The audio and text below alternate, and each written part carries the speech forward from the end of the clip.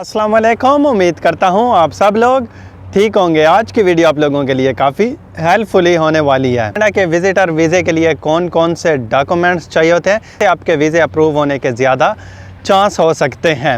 Last video upload की थी और उस पर मुझे बहुत ज़्यादा क्वेश्चन किया गया है कि सर हमें बताएं कि इसमें आपने कौन कौन से डॉक्यूमेंट्स लगाए हैं, और स्पेशली जो क्वेश्चन किया गया है कि स्टाम्प पेपर का हमें बताएं कि वो हमने कैसे बनवाना है, क्या मेंशन करवाना है, से बनवाना है, ये सारी डिटेल हमें आप बताएं। डिटेल हमें बताएं। काफ़ी ज़्यादा इसके मैसेज मुझे इंस्टाग्राम पे भी लोगों ने किए हैं और कमेंट में भी उन्होंने पूछा गया है ये वाला क्वेश्चन मुझसे, और साथ साथ मैं आपसे माजरत भी करता हूं कि आपका थोड़ा सा रिप्लाई देने में आजकल लेट हो रही है, क्योंकि मसरूफियत काफ़ी ज़्यादा है, जिसकी वजह से मैं रिप्लाई भी नहीं दे पा रहा हूं और वीडियो भी अपलोड नहीं कर पा रहा हूं। आप लोग देख रहे होंगे 8-9 दिन गुजर जाते हैं और वीडियो मेरी अपलोड नहीं होती है। तो आज ये सारी डिटेल मैं आपको इस वीडियो में बताऊंगा कि आपके सक्सेस के चांस ज़्यादा हो सकते हैं ये डॉक्यूमेंट्स अगर आप लोग साथ लगाते हैं। तो डॉक्यूमेंट्स की अब आप लोगों ने चेक लिस्ट आपने बना लेनी है। चेक लिस्ट आपकी जब बन जाए तो आपने डॉक्यूमेंट जो आपका कंप्लीट होता जाए उसके ऊपर टिक करते जाएँ कि ये डॉक्यूमेंट्स मेरा कंप्लीट हो गया। उसके बाद आप लोगों ने वीज़ा अपना अप्लाई करना है। सबसे पहले तो अगर आपकी जॉब है, जॉब नहीं है तो बिज़नेस, अगर ये दोनों भी नहीं है तो आपका स्टूडेंट होना बहुत ही लाजमी है। इन तीनों में से आपकी किसी एक कैटेगरी होनी चाहिए।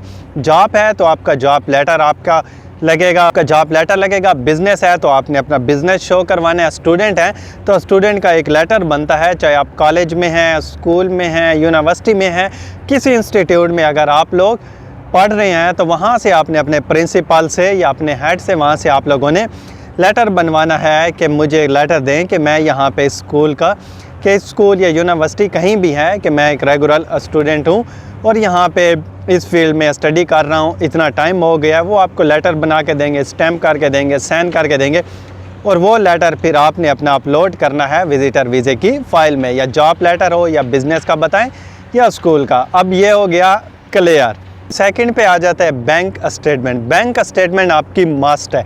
अगर आप बैंक स्टेटमेंट के बिना अप्लाई करेंगे तो आपके वीज़ा लगने के ज़्यादा चांस नहीं होंगे, रिफ्यूज़ल होने के ही चांस होंगे आप लोगों के कि वीज़ा आपका नहीं लगेगा। और बहुत लोग पूछते हैं कि सर बैंक स्टेटमेंट कितनी होनी चाहिए? जितनी ज़्यादा हो अच्छी है, बहुत ज़्यादा भी ना हो और बहुत कम भी ना हो। कहीं IRCC की वेबसाइट पर कोई मेंशन नहीं है कि इतनी बैंक स्टेटमेंट और आप तब अप्लाई कर सकते हैं। इसका एक गैस किया जाता है कि इतनी बैंक स्टेटमेंट होना चाहिए। जैसे अब सुपर वीज़ा है जो पेरेंट्स के लिए लोग अप्लाई करते हैं, उसमें मेंशन होता है कि इतने आपके इनकम हो, इतना हो पर पर्सन, तो उसका गैस करके विजिटर वीज़े का कंसल्टेंट भी आपको बताते हैं। और अक्सर आप लोगों ने सोशल मीडिया पे भी देखा होगा कि लोग कहते हैं इतनी बैंक स्टेटमेंट हो तब आप अप्लाई करें। मिनिमम 8 से 10 हज़ार कनेडियन डॉलर आपकी बैंक स्टेटमेंट होना बहुत ही ज़रूरी है। इससे कम भी है तो तब भी आप रिस्क ले सकते हैं, अप्लाई कर सकते हैं। इससे ज़्यादा है थोड़ी तो तब भी ठीक है, लेकिन इससे कम नहीं होनी चाहिए। अब मैं आपको इसका एक्सप्लेन भी कर देता हूं कि क्यों इतनी होनी चाहिए। 6 मंथ की बैंक स्टेटमेंट है तो बहुत ही अच्छा है। 6 की नहीं है, 3 या 4 मंथ की हो तो तब भी बहुत अच्छा है। अगर ये भी नहीं है तो फिर आपने बैंक बैलेंस सर्टिफिकेट बनाना है। जो आपका क्लोजिंग बैलेंस होगा वो ऊपर मेंशन होगा कि इसका इस टाइम क्लोजिंग बैलेंस इतना है। लेकिन अगर बैंक स्टेटमेंट हो तो वो अच्छी बात है। अब 8 से 10 हज़ार डॉलर कनेडियन मैं आपको इसलिए कह रहा हूँ कि इस टाइम अगर आप टिकट देखें तो तकरीबन 2400-2500 कनेडियन डॉलर की स्टैम्प PIA की टिकट आपको मिल रही है। 2500 तो आपका ये हो गया कनेडियन।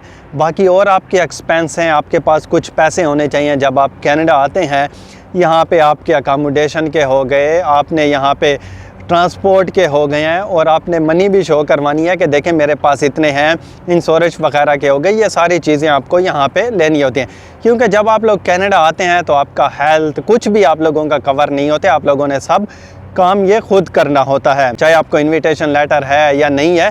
ये चीज़ें आपको जो इंश्योरेंस है वो आपको खुद करनी होगी। अगर आप लोग इंश्योरेंस नहीं करेंगे, अल्लाह ना करे आपको यहाँ पे कुछ हो जाता है तो वो बहुत ही एक्सपेंसिव होगा। उतने पैसे भी शायद आपके पास ना हो कि आप कवर कर सकें। इसलिए यहाँ पे जो भी कोई आता है विजिटर वीज़े पे, टूरिस्ट वीज़े पे, या वो आता है सुपर वीज़े पे, तो इंश्योरेंस वो ज़रूर लेते हैं ताकि वो उनकी कवरेज हो जाए, वो अपना हेल्थ का काम कर सकें। अगर आप लोग इतने पैसे नहीं दिखाते और आप लोग अप्लाई करते हैं तो वो फिर आपका 50-50 चांस होता है वीज़ा लगने या ना लगने का। क्योंकि जब आप इतने पैसे ऑफिसर को दिखाएंगे तो ऑफिसर कहेगा ठीक है, ये अपनी टिकट भी करा सकता है, एक्सपेंस भी अपने कवर कर सकते हैं और बाकी ये वहाँ पे अपनी इंश्योरेंस वगैरह भी करवा सकते हैं। तो तब तो वो आपका सही है कि जो है ना काम फिर चल जाएगा। अब हम बात करते हैं कि आप लोगों ने स्टाम्प पेपर कैसे बनवाना है, उसके ऊपर क्या क्या चीज़ें मेंशन करना है। कि मैंने स्टाम्प पेपर बनवाना है और उसके ऊपर वैल्यूएशन मैंने लिखवानी है, प्रॉपर्टी की लिखवानी है, बाइक की लिखवानी है, जो जो चीज़ आपके पास है वो आपने उसके ऊपर लिखवानी है। क्योंकि अक्सर लोगों को वहाँ पे भी नहीं पता होता है, बहुत कम लोगों को पता होता है जो स्टाम्प फिरोश होते हैं कि ये कैसे जो है ना वो आप लोग बनवा सकते हैं ये लेटर। इनको कोई दिखाना पड़ता है कि इस टाइप का हमें बना के दे, या तो अक्सर को पता होता है कि ठीक है हम आपको बना के देंगे। जो स्टाम्प पेपर है वो तो बिल्कुल ही क्लियर होता है। उसके ऊपर सबसे पहले आपका नाम आएगा, CNIC नंबर आएगा, उसके बाद आएगा जी ओनर का नाम आएगा।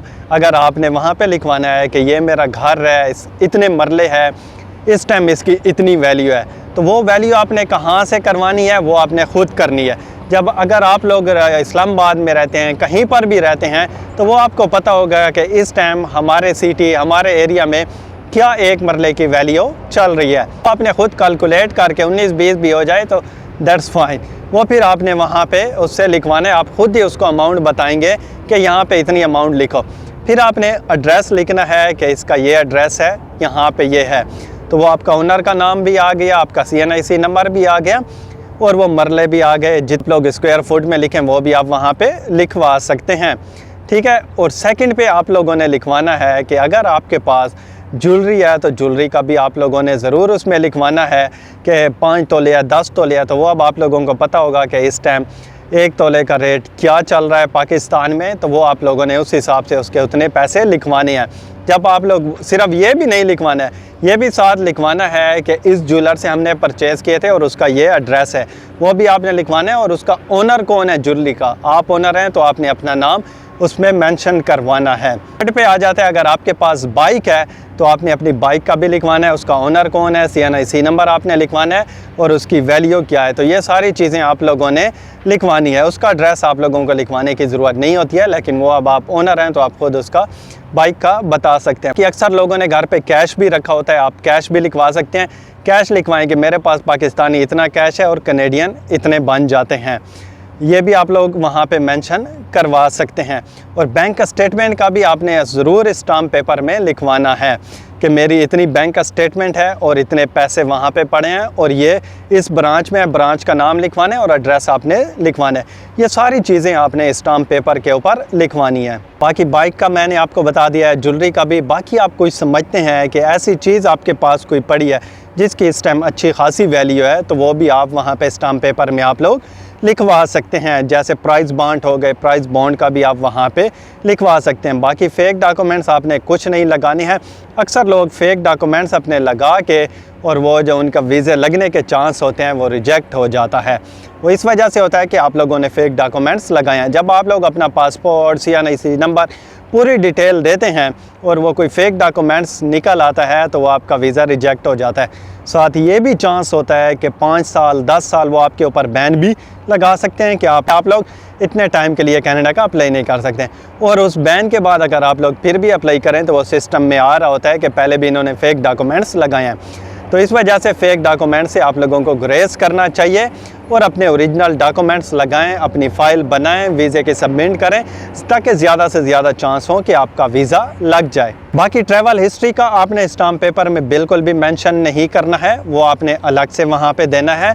अगर आप कंसल्टेंट से अप्लाई करवाएंगे तो उसको आपने अलग से लिख के देना है। बाकी अगर आप ख़ुद अप्लाई करेंगे तो वो वहाँ पे एक ऑप्शन आता है कि आपने कहीं पे ट्रैवल किया है तो उसका आप बताएं। और अगर आपकी ट्रैवल हिस्ट्री होती है तो फिर आपके ज़्यादा ही चांस होते हैं आपका वीज़ा लगने के लिए। ट्रैवल हिस्ट्री हो गई, बैंक स्टेटमेंट हो गया, प्रॉपर्टी का हो गया, तो बहुत ही अच्छा है, फिर आपके ज़्यादा चांस हो जाएंगे वीज़ा लगने का। फिर आप कनाडा में आके उसको विजिटर टू आप वर्क परमिट में यहाँ पे कन्वर्ट करवा सकते हैं। वो इतना इजी भी नहीं है, उसके लिए भी काफ़ी स्ट्रगल करनी पड़ती है। हाँ, और एक मैं आपको ये भी यहाँ पे रिकमेंड करता हूँ कि जब भी आप लोग वीज़ा अप्लाई करें तो आपका पासपोर्ट ज़्यादा से ज़्यादा एक्सपायरी होनी चाहिए। जितनी ज़्यादा एक्सपायरी होगी उतने ही ज़्यादा आपको चांस होंगे वीज़ा मिलने के लिए। अब जैसे मैंने अपनी लास्ट वीडियो में बताया कि 10 साल का वीज़ा मिला, क्योंकि हमने फ्रेश वो पासपोर्ट बनवाया था और 10 साल की एक्सपायरी उसकी करवाई थी। 10 साल का बनवाया, और विजिटर वीज़ा भी कनाडा का हमें 10 साल का मिल गया। अगर वो कम ईयर का एक्सपायरी रह रही होती तो कम ईयर का ही हमें वो मिलता। अक्सर लोग कहते हैं, अब अक्सर लोगों का यही माइंड में होता है कि बस हमें वीज़ा मिल जाए, चाहे वो मल्टीपल एंट्री हो या सिंगल एंट्री, ताकि वो कनाडा में एक दफ़ा आ जाएं और यहाँ पे वो सेटल हो जाए। क्योंकि जब एक दफ़ा आप कनाडा आ जाते हैं तो फिर आपके पास काफ़ी ऑप्शन होते हैं कि आप लोग यहाँ पे कनाडा में रह भी सकते हैं। वो ऑलरेडी मैं आप लोगों को एक्सप्लेन कर चुका हूँ कि वो आप लोग कैसे यहाँ पर फिर सेटल हो सकते हैं। और अक्सर लोगों ने ये भी क्वेश्चन किया था कि सर क्या हम प्रॉपर्टी के अलग से भी डॉक्यूमेंट्स अपलोड करें, बाइक के, ज्वेलरी के, किसी चीज़ के भी आपने अलग से कोई डॉक्यूमेंट्स अपने अपलोड नहीं करने हैं। सब कुछ आपने स्टाम्प पेपर में लिखवाना है। बाकी आपने स्टाम्प पेपर के ऊपर जब लिखा होगा सब कुछ मेंशन होगा। पासपोर्ट अलग से सबमिट करेंगे, ट्रैवल हिस्ट्री का अलग से बताएंगे और फिर उसके बाद आप लोगों ने सबमिट कर देना है। बैंक स्टेटमेंट भी आपने अलग से वहाँ पर सबमिट करवानी होती है। तो बस यही डॉक्यूमेंट्स हैं, ये आप लोग कंप्लीट करें और वीज़ा अप्लाई करें। मिलेंगे एक और नई वीडियो के साथ, तब तक के लिए टेक केयर एंड अल्लाह हाफ़िज़।